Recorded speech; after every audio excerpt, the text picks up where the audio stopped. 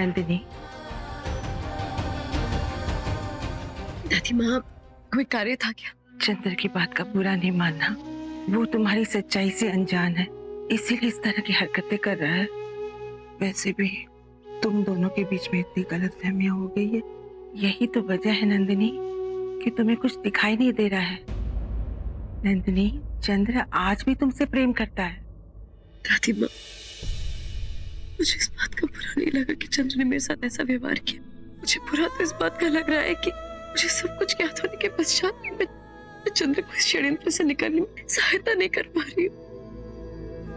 दादी माँ, मैं भली भांति जानती हूँ कि वो विशाखा किसी खतरनाक प्रयोजन से इस महल में आई है। क्या मुझे नहीं पता? अरे तुम्हें तरसाया हो दादी माँ, कई वर्षों पूर्व जिसे दुर्धरा को मैं बचा नहीं सकी, आज तक उसका हत्यारा इस महल में स्वतंत्र घूम रहा है। दादी माँ, मुझे डर इस बात का है कि कहीं सबके बीच में चंद्र को भी ना खो दो। नहीं नंदिनी, तुम हिम्मत नहीं हारना, तुम हिम्मत हार ही नहीं सकती। देखना, ईश्वर कोई ना कोई रास्ता जरूर निकालेंगे। और तुम ये कैसे भूल जाती हो कि तुम चंद्र की पत्नी हो? नंदिनी, मुझे तुम पर बहुत विश्वास है कि एक ना एक दिन तुम इसका हल जरूर निकालोगे। बस रुति। धन्यवाद दादी माँ। छाया की औषधि का समय हो गया है, मैं औषधि दे देती हूँ।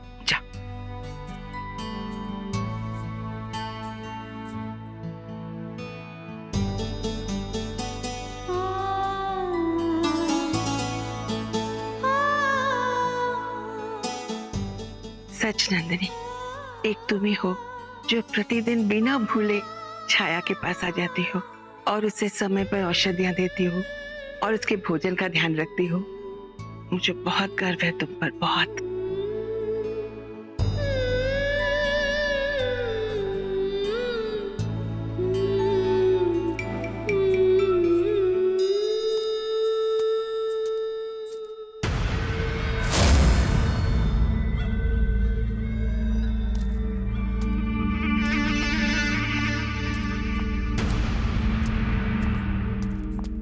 क्या हुआ विशाखा, तुम हल्दी की रस्म के लिए तैयार नहीं हुई अब तक?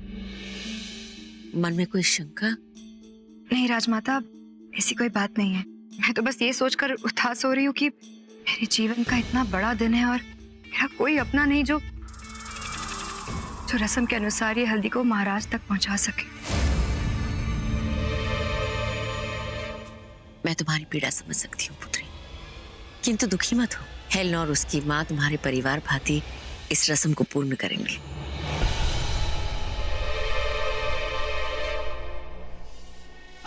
बिल्कुल माँ, बिल्कुल। ये हमारी बेटी जैसी हैं, ये रस्म पूरी करके हमें खुशी होगी।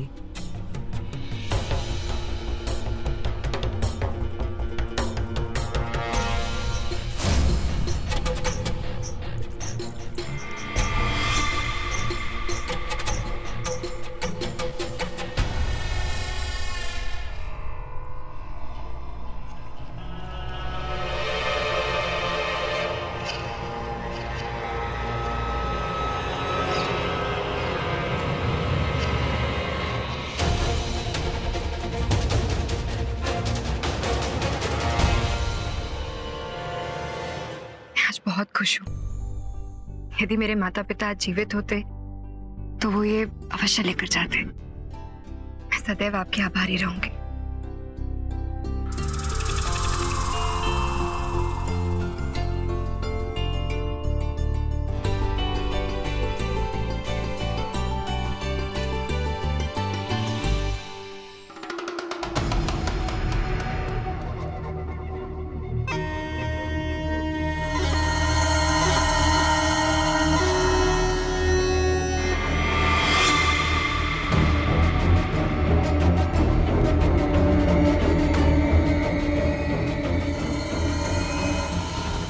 दासी, इसे ले जाकर अच्छे से मिलाओ, हम इसे महाराज तक लेकर जाएंगे।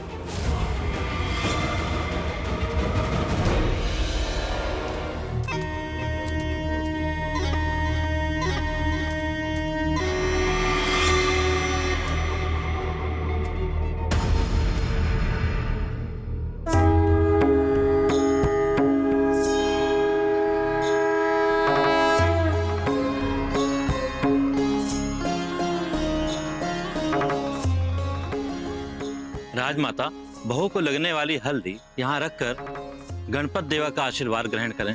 पुरोहित जी, मैं चाहती हूँ कि ये हल्दी बिंदुसार के हाथों रखवाया जाए। ये तो अति उत्तम विचार है माँ। नंदिनी, हल्दी पर बिंदुसा का हाथ रखकर वहां नीचे रखवा दो। तुम भी सहायता करो। मंगलम कौशलेन्द्राय महनीय गुणाब्धये चक्रवर्ती तनुजाय सार्वभौमाय मंगलम।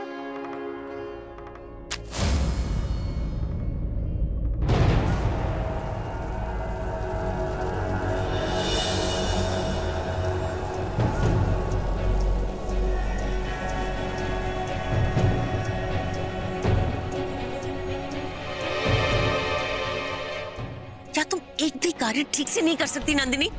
बिंदुसार को ठीक से तो पकड़ना था। पूरे शहर की हल्दी खराब कर दी तुमने। नहीं मोरा, यह हल्दी व्यर्थ नहीं गई है। वो उसी स्थान पर गिरी है जहां उसे गिरना चाहिए था। कदाचित तुमने ये जानबूझकर किया है, क्योंकि तुम ये विवाह होने ही नहीं देना चाहती, है ना?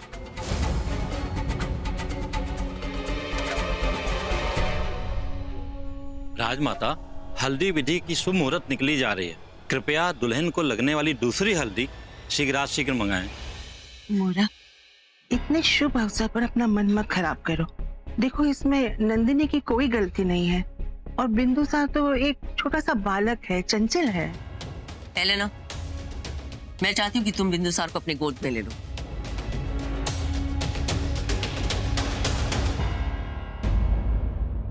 नंदिनी, तुम्हारी यहाँ कोई आवश्यकता नहीं है। तुम अब जा सकती हो यहाँ से।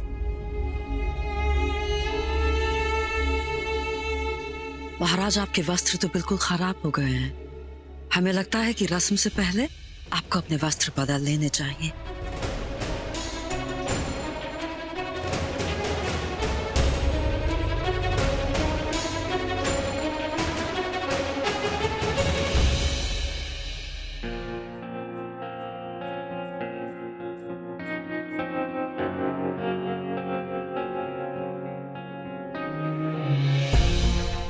दासी, क्या हो तुम इस प्रकार रो क्यों रही हो? कोई परेशानी तो बताओ मुझे। पता नहीं, किंतु इस हाथ में बहुत जलन सी हो रही है।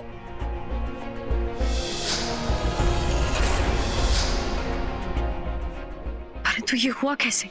मुझे कुछ नहीं पता कि ये कैसे हुआ। बस इतना स्मरण है, राजकुमारी विशाखा ने मुझे उस हल्दी को मिश्रित करने के लिए कहा था जो महाराज के हल्दी रस्म के लिए भेजने वाले थे। कहीं विशाखा ने चंद्र को मारने के लिए हल्दी में तो विष नहीं मिला दिया? यदि ये सत्य है तो मैं चंद्र को षड्यंत्र से कैसे बचाऊं? मुझे तो राजमाता ने वहां जाने से भी मना कर दिया है। नंदिनी, तुम्हारी यहाँ कोई आवश्यकता नहीं है। तुम अब जा सकती हो यहाँ से। दासी, मेरे साथ शीघ्र ही चलो। इस पीड़ा के लिए औषधि है मेरे पास। शीघ्र ही आप।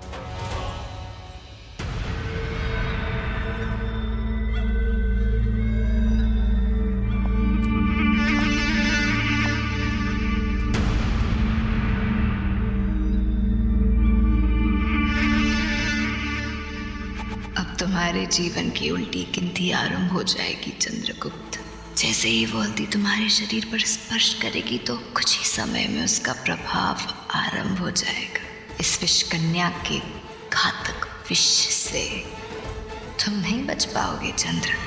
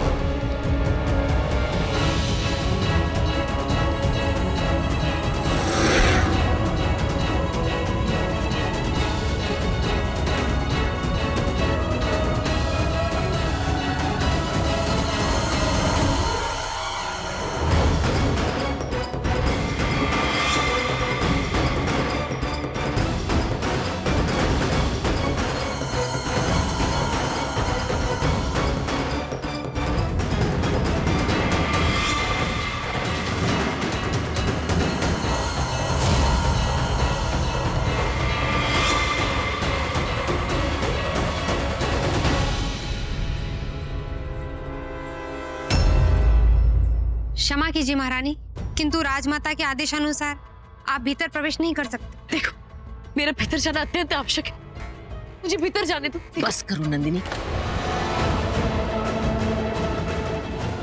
आज के लिए तुमने बहुत स्वांग रच लिया, अब जाओ यहां से।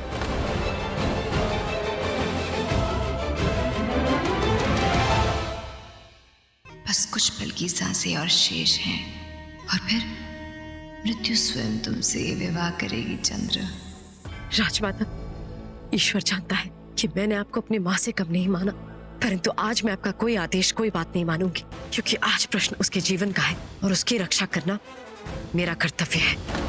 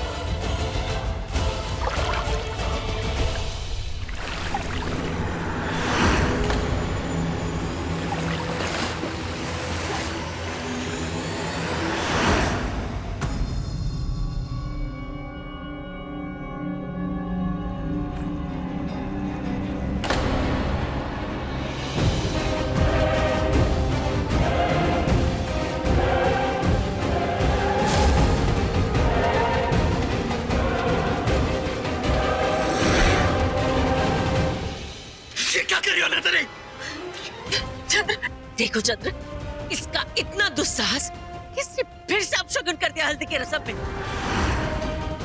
इसको निकाल बाहर करो यहाँ से अभी। दंड देने से पहले एक बार इससे पूछ लो इसने ऐसा किया क्यों? क्योंकि चंद्र, जो हल्दी विशाखा की ओर से तुम्हारे लिए भेजा गया था उसमें विष मिश्रित था।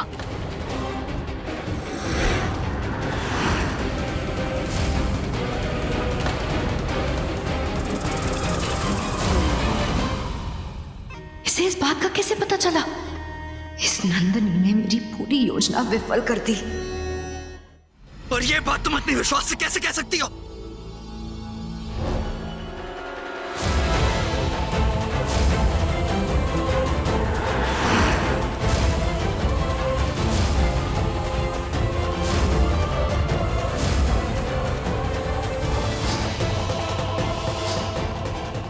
नंदनी, ये भी तो हो सकता है कि वो किसी और वस्तु का दुष्प्रभाव हो। ठीक है चंद्र, यदि तुम्हें मुझ पर विश्वास नहीं है तो फिर इस हल्दी का परीक्षण कर लो।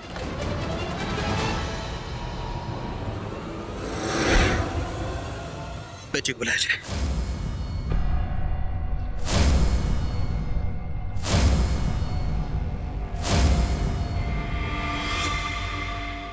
क्षमा कीजिए महाराज, किंतु ये सत्य कह रही हैं, इस हल्दी में विष है।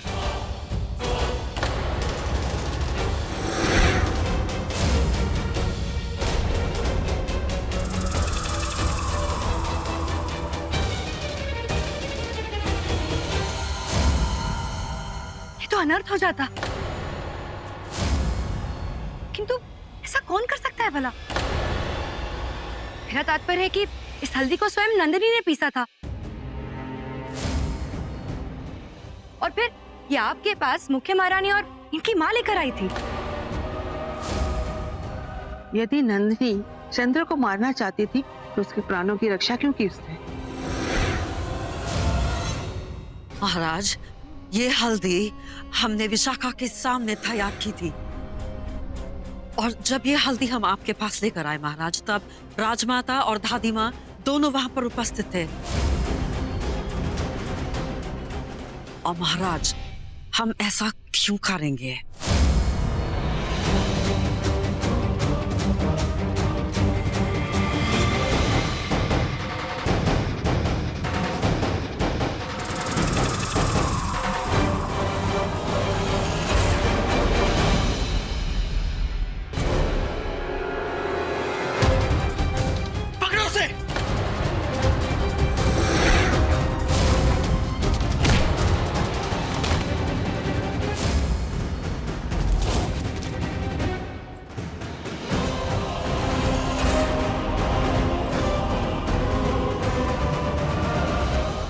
सनी को देख रही हो नंदनी? इसे तुम्हारे पिता महाराज ने भेजा है मेरी मौत की मंशा से।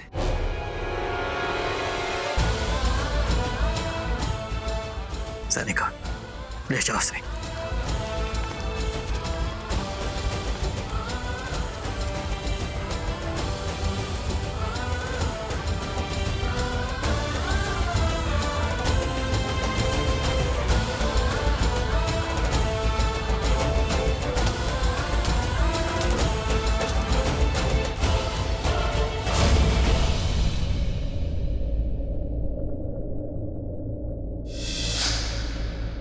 क्या तुम इस प्रकार रो क्यों रही हो? पता नहीं, किंतु इस हाथ में बहुत जलन सी हो रही है।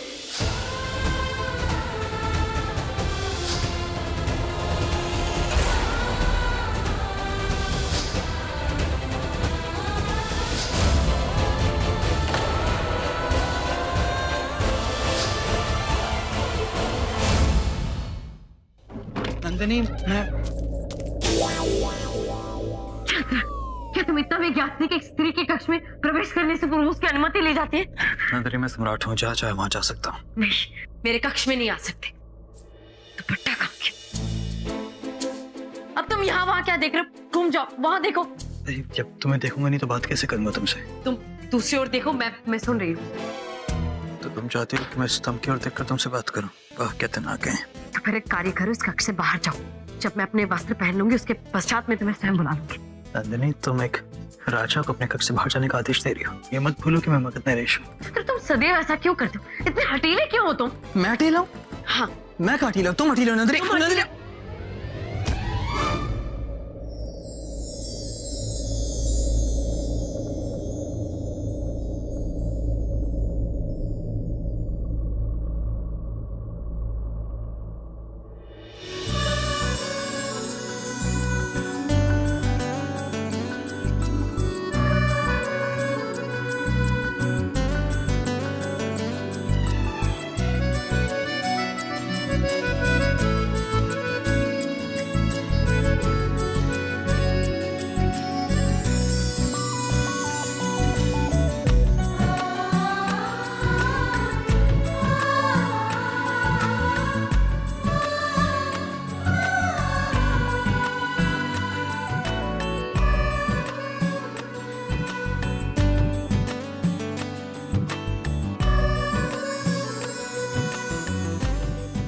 चंद्र,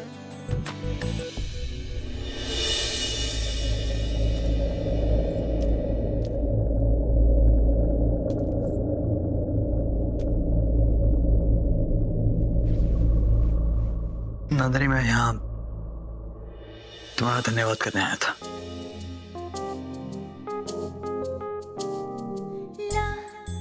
अब तुम मुड़ सकते हो। मैं मुड़ जाऊं? हाँ, ठीक है। मैंने कोई महान कार्य नहीं किया है चंद्र। मैंने केवल मगध के सम्राट के प्राण बचाए हैं, जिसके लिए प्रजा जीती है। बस? और बिंदुसार के पिता महाराज के प्राण बचाए। बस? और एक ऐसे पुत्र के प्राण बचाए जो अपनी माँ से कई वर्षों पश्चात मिला। और कुछ नहीं चंद्र, परंतु ये मेरा कर्तव्य है कि मैं तुम्हें बता दूं कि जिस सिपाही को आप लोगों ने पकड़ा है वो वास्तविक अपराधी नहीं है। तो तुम ये बात इतने विश्वास से कैसे कह सकते हो नंदिनी? क्या तुम्हारे पास कोई प्रमाण है? क्या तुम जानती हो कि वास्तविक अपराधी कोई और है? मुझे कुछ नहीं पता कि ये कैसे हुआ। बस इतना स्मरण है, राजकुमारी विशाखा ने मुझे उस हल्दी को मिश्रित करने के लिए कहा था जो महाराज के हल्दी रस्म के लिए भेजने वाले थे। नहीं चंद्र, मुझे इस समय ये ज्ञात नहीं कि वो वास्तविक अपराधी कौन है। तो फिर तुम्हें इस विषय में कुछ नहीं कहना चाहिए नंदिनी, क्योंकि इस व्यक्ति ने स्वयं अपने अपराध को स्वीकार किया है, अर्थात वो अपराधी सिद्ध होता है। और देखो नंदिनी, मैं यहाँ तुम्हारा धन्यवाद करने आया था क्योंकि तुमने एक सम्राट के प्राणों को बचाया है। तो चाहूंगा कि उपहार स्वरूप तुम कोई धनराशि, स्वर्ण मुद्रा या जो तुम्हारी पसंद के गहने हो वो ले सकती हो।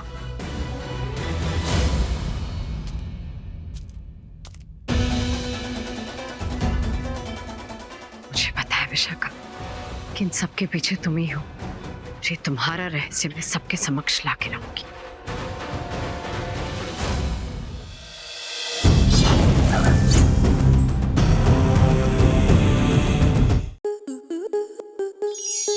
स्टार प्लस के ऐसे ही और बेहतरीन लम्हे देखने के लिए सब्सक्राइब करें हमारे YouTube चैनल को।